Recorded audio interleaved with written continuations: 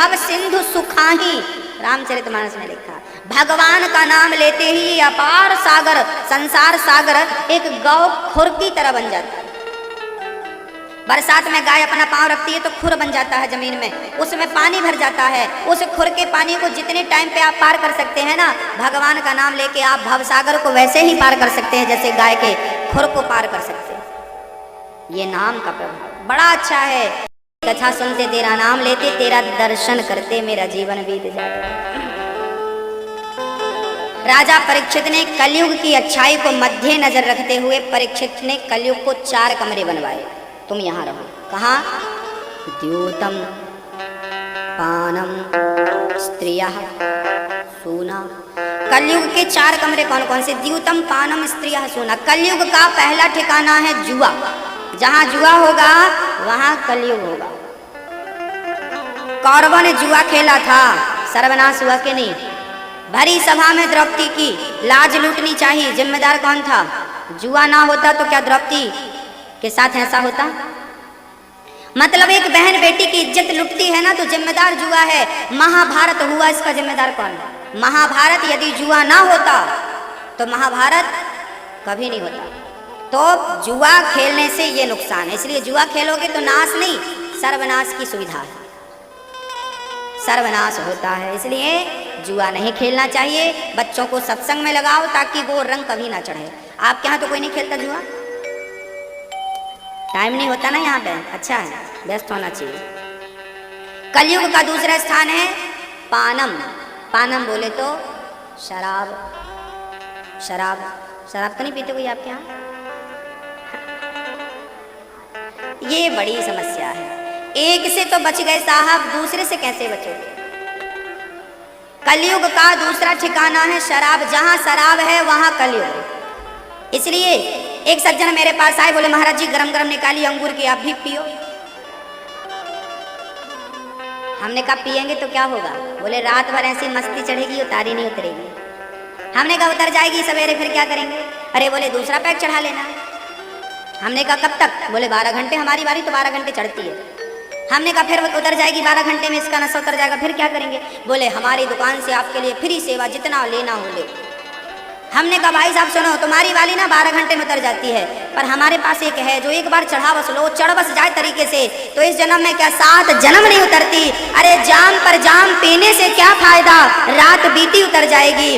हरि नाम का जाम पी ले बंदे, तेरी जिंदगी सुधर जाएगी।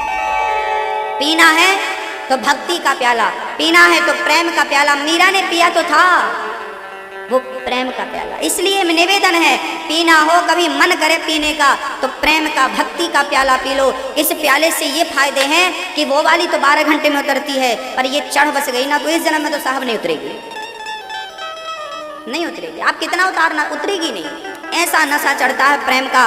कहते हैं ना कथा सुनने से लोग रोगी हो जाते हैं। कौन सा रोग लग जाता है?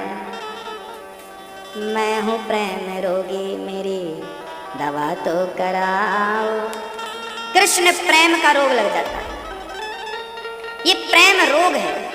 ये रोग लग जाए तो भक्त तो कहते हैं ये रोग लग जाए तो हम इसका इलाज नहीं कराना चाहिए। ये रोग अच्छा है, ये रोग अच्छा है, बहुत अच्छा है। तो कलयुग का दूसरा ठिकाना शराब। इसलिए शराब नहीं पीनी चाहिए समझदारों को। बोतल में नीचे लिखा होता है शराब पीना स्वास्थ्य के लिए हानिकारक है। एक सज्जन नई गाड़ी लेकर आए, साफ कर रहे थे। हमने कहा क्या कर रहे हो? बोले गाड़ी लाए। हमने कहा चलाया करो। बोले महाराज डीजल बड़ा महंगा है। तो बस हम तो ले आए हैं ताकि लोगों को दिखा सके कि हम भी तुमसे कम नहीं है। हमारे पास भी घर में 50 लाख की खड़ी है, केवल खड़ी है, चलती नहीं है। हाँ, हमने घर कोई शोरूम बना रखा है। कंपटीशन बहुत भयंकर है। तुमने 20 की खरीदी, हम 25 की खरीदेंगे। हम आपसे 2 कदम आगे। एक सज्जन गाड़ी को पहुंच रहे थे। हमने कहा चलाया करो। महाराज जी डीजल बड़ा महंगा, कैसे चलाएं? हमने कहा मिट्टी का तेल डालो। अरे महाराज जी मिट्टी का तेल डालेंगे इंजन बैठ जाएगा। दूसरे दिन वो सज्जन हमें दुकान, शराब की दुकान में खड़े नजर आ गए। हमने उनको बुलाया, यहाँ ये क्या खरीद रहे हो? बोले महाराज जी वो क्या है, वो ज़्यादा नहीं लेते हम, पर कभी कभी ले लेते हैं, वो आदत हो गई। हमने कहा ये जो खड़े हो तुम लाइन पर, अभी तुम पियोगे तो क्या होगा? बोले तुम शराब पियोगे ना तो तुम्हारी किडनियां बिगड़ जाएंगी, तुम्हारा स्वास्थ्य बिगड़ जाएगा। और हमने कहा कि तुम गाड़ी में मिट्टी का तेल इसलिए नहीं डालते कहीं इंजन ना बैठ जाए। अरे उसका इंजन बैठ गया तो फिर भी बन जाएगा, पर शराब पिला पिला कर तुमने शरीर का इंजन एक बार बिठा लिया तो ये बैठ गया तो फिर कभी बनने वाला नहीं। शराब के कारण तुमने अपना अनमोल शरीर बर्बाद कर दिया। अब बताइए कितनी मूर्खता पूर्ण बात है। व्यक्ति इतनी सी शराब, इतने सा नशा, इतना सा सुख लेने के कारण अनमोल शरीर गवा दिया। अनमोल तेरा जीवन यूं ही गवा रहा है। किस ओर तेरी मंजिल, किस ओर जा रहा है? कहाँ तेरी मंजिल है और कहाँ तू जा रहा है? प्यारे, भगवान के प्रेम और भक्ति में कब लगेगा, कब जागेगा? कलयुग का दूसरा ठिकाना शराब है, तीसरा ठिकाना स्त्रियां, चरित्रहीन लोग। जहाँ देह का व्यापार है, जहाँ शरीर से प्यार है, वहाँ कलयुग है। जहाँ वासनाएं अधिक हैं वहाँ कलयुग है। जहाँ विषय अधिक हैं वहाँ कलयुग है। और कलयुग का चौथा स्थान मांस, अंडा, मुर्गी, मछली आदि आदि। आपके यहाँ तो नहीं चलता ना सब? नहीं, मांस वांस नहीं खाना चाहिए। चलता है? मांस नहीं खाना चाहिए। अच्छा, मांस किसके लिए बना है? एक सज्जन, अभी ताजी घटना है, मैं आपको बता दूं, शायद अच्छी लगे, शायद आपको समझ में आए। 1 मिनट रुक जाइए आप, थोड़ी देर शांति का परिचय सब लोग देंगे। एक सज्जन हमारे पास आए, बहुत पढ़े लिखे थे। उन्होंने कहा महाराज जी हम मछली खाते हैं बस, और कुछ नहीं खाते। कभी कभी मुर्गी खा लेते और अंडे तो हम ब्रेकफास्ट में लेती हैं। हमने कहा क्यों? मुर्गी, मछली, अंडे की क्यों जरूरत पड़ी? अरे महाराज जी हम बड़े शुभ चिंतक हैं। अच्छा क्यों? अरे महाराज जी आपने सुना कि नहीं, समुद्र में ना मछलियों की जनसंख्या बढ़ रही है। यदि हमने मछली नहीं खाई तो समुद्र मछलियों से भर जाएगा। हमने कहा अच्छा। हमने कहा यार मनुष्यों की संख्या भी तो बढ़ती जा रही है। बढ़ रही है कि नहीं? बहुत तेजी से। और भारत सरकार के लिए चुनौती बन गई, मनुष्यों की जनसंख्या बहुत तेजी से 1 साल में करोड़ों बढ़ जा रही है। हमने कहा यार बहुत मनुष्यों की जनसंख्या बढ़ रही है, यदि तुम्हें इतनी चिंता है प्रकृति की तो समुद्र में मछलियां शायद इतनी ना बढ़ें जितनी प्रकृति में मनुष्य बढ़ जाएं। तो एक काम करो, यदि शुभ चिंतक हो तो अपनी मम्मी का, पापा का, अपनी पत्नी का, बच्चों का मांस खाना शुरू कर दो। यदि शुभ चिंता है आपको तो केवल समुद्र की चिंता। भैया जिस परमात्मा ने ये प्रकृति बनाई है, क्या उस परमात्मा को संतुलन करना नहीं आता? आप मछली ना खाएंगे तो वहां की जनसंख्या बढ़ जाएगी। कितने अपने आप को ही सबसे होशियार, हम होशियार, हम इसलिए मछली खाते हैं। अरे भाई मछली मांस हमारे लिए नहीं है, हमारे लिए अन्न है, दाल है, चावल है, रोटी है, सब्जी है, 56 भोग है। यदि ये ना हो तो आप मांस खाइए, कोई रोकने वाला नहीं है। लेकिन ये है और फिर भी मांस खाएं, गलत है। हाँ गलत है। किसी का प्राण लेना, किसी के प्राण लेना केवल अपने स्वाद के लिए। मुर्गी मार डालो, क्यों? हमें अच्छा लगता है, लो भैया उसकी पूरी जिंदगी बर्बाद। मतलब उसकी, हमारे भारत में सनातन धर्म में चींटी मारना पाप। हमारे भैया तो जैन है, जैन में शहद नहीं खाते, पता है? जैन धर्म में शहद नहीं खाते, क्यों? कारण है क्योंकि शहद के लिए मधुमक्खी संग्रह करती है थोड़ा थोड़ा, और वहाँ उसके बच्चे होते हैं, वो वहाँ अपने अंडे वंडे रखती है और वहाँ बच्चों के लिए और अपने लिए करती है। तो किसी का दिल दुखाकर किसी का हक वो शहद इकट्ठा करती है मधुमक्खी अपने लिए, उसका हक हम निकाल कर खा रहे हैं। इसलिए जैन धर्म में शहद नहीं खाते, कहीं हम उसका हक ना खा जाए, कहीं उसके अधिकार पर हम झपट्टा ना मार दें। मतलब ये विचारधाराएं हैं हम सबकी। चींटी को मारना अहिंसा ही परमो धर्मः। जहाँ चींटी को मारना पाप है, जहाँ मच्छर को मार देना, संत लोग मच्छर नहीं मारते, काटते रहो, मच्छरदानी लगाते हैं, बैठ जाए तो फूंक मार के उड़ा देते हैं। जहाँ कष्ट देने वाले पर भी गलत विचार नहीं होते, वो भारत का सनातन धर्मी कैसे मांस आदि खा सकता है? वो सनातन धर्मी कैसे हो सकता है? इतना निर्दयी कैसे हो सकता है? मछली आप पानी में गंदगी त्यागो, मछली पूरी गंदगी खा लेती है। अरे मछली आपकी गंदगी खाती है और आप पूरी की पूरी मछली खा लेते हैं। गलत। जहां मांस है, ये सब है, हिंसा है, वहां कलयुग है, वहां बुद्धि भ्रष्ट होगी। इसलिए कलयुग के ये 4 स्थान है। द्यूतम पानम स्त्रिया सूना। 5वां स्थान राजा परीक्षित ने सोना, गोल्ड, सोना दे दिया। जो मेहनत का धन होगा वहां कृष्ण होगा, जो पाप का 2 नंबर का धन होगा वहां कलयुग होगा। राजा परीक्षित ने मुकुट पहन रखी थी, वो जरासंध की मुकुट थी। भीम भैया को पसंद आई तो ले आए थे। वो मुकुट परीक्षित ने पहन रखी और वो मुकुट पर कलयुग बैठ गया और बुद्धि भ्रष्ट कर दी।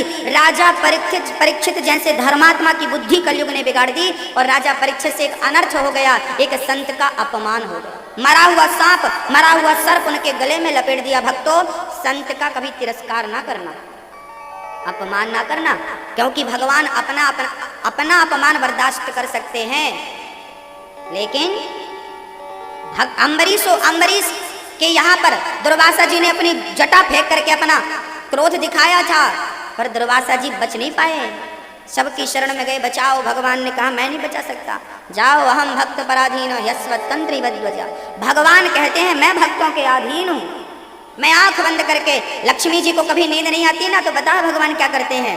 भक्तों का चरित्र सुनाते हैं। लक्ष्मी को सो जाओ। कभी नाती पोता सोते नहीं है तो लोरी क्या सुनाते हैं? हाँ, एक नरसी था, उसकी एक छोरी थी, उसका विवाह किया। हाँ, फिर उसके मायरा भरने, उसकी सास बड़ी खड़ूस थी। हाँ, बहुत मायरा मांगा। हाँ, इतना कुछ नहीं हुआ। फिर बाद में हमें पुकारा तो फिर हम गए मायरा भरने, तब तक बच्चे सो गए। अभी दूसरा जाग रहा है तो उसको सुनाने लगे। सुनो, एक कर्माबाई थी, जगन्नाथपुरी में रहा करती थी, रोज खिचड़ी बनाया करती थी। बासी नहाती बिना बनाती बड़े प्रेम से, मुझे बड़ी पसंद है उसकी खिचड़ी। मैं रोज जाता उसकी, तब तक वो सो गए, तब तक तीसरे के पास पहुंच गए, अभी ये नहीं सोया। उसको भक्तों की कथाएं सुना सुना के भगवान सुलाया करते। ये भक्तमाल में लिखा है।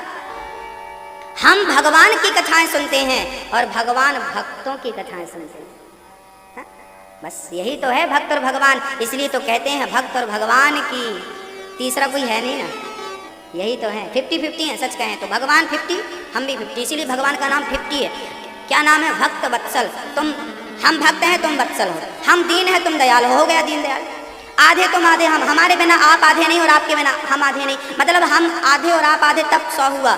आप अकेले कुछ नहीं और हम अकेले कुछ नहीं। इसलिए तो किसी ने कहा है, जब भक्त नहीं होंगे भगवान कहाँ होगा। हर एक समस्या का समाधान कहाँ होगा। समय नहीं है आपको, नहीं तो भजन सुनाता मैं आपको। गा दें? लेट हो रहे हैं, मैं ये दूर से आई बस आरती के लिए। अच्छा चलो, आपकी इच्छा तो एक लाइन सुना देते हैं। बड़े प्रेम से भगवान और भक्तों के बीच में बात चल गई। हर एक समस्या का समाधान कहाँ होगा। जब भक्त नहीं होंगे भगवान कहाँ। भक्त ही ना हो, पूरी दिल्ली में भक्त ना हो, पूरे भारत में भक्त ना हो, तो बताइए भगवान। एक भक्त ने हमसे प्रश्न कर दिया, भगवान के 24 अवतार में 23 अवतार हो गए, सब के सब यूपी में, सब के सब भारत में, क्यों? राम जी भारत के, एक आध भी भगवान अमेरिका नहीं चले गए, अमेरिका वालों को भी तार देते। एक आध जापान चले जाते हैं, न्यूजीलैंड चले जाते, श्रीलंका चले जाते। नहीं, सब के सब भारत में। भारत में क्यों? हमने कहा भैया भारत में इसलिए अवतार लिए क्योंकि भारत को माँ कहा जाता है। भारत माता की जहाँ माँ होगी वहीं तो कृष्ण और राम जैसा बेटा होगा। अमेरिका को माँ नहीं कहा जाता, नेपाल को माँ, अन्य देशों को माँ नहीं कहा जाता, केवल भारत को माँ। इसलिए भारत माँ की शरण में भगवान है। कश्मीर में केवल केसर होती है। आप दिल्ली में बोधो केसर, यूपी में बोधो केसर, केसर नहीं होती। केसर केवल कश्मीर में होती है। ऐसे ही